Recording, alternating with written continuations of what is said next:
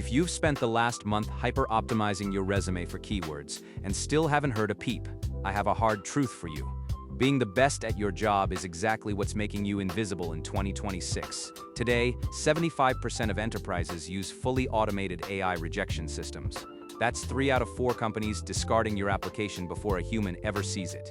At Fortune 500 levels, that number hits 99%. LinkedIn data shows applicant volume has tripled to an average of 242 candidates per job.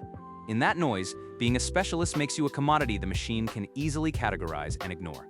Have you ever been the most qualified person in the room but couldn't even get the initial call? Let that number sink in: 242 candidates for every single seat.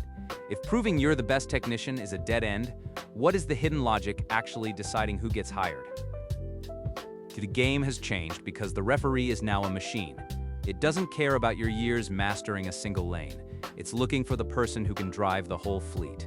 We're seeing a shift from doing to designing. By late 2026, over 50% of all US jobs will be reshaped by AI.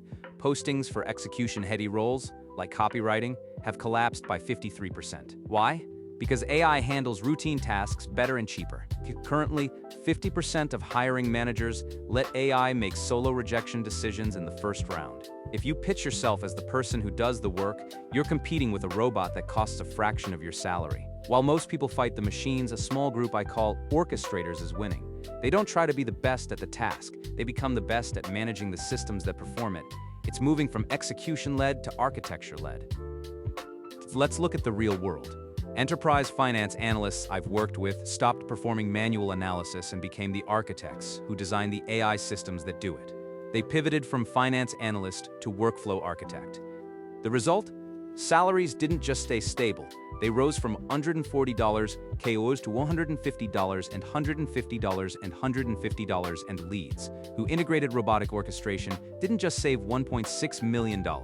They secured executive promotions and equity because they became indispensable to the infrastructure.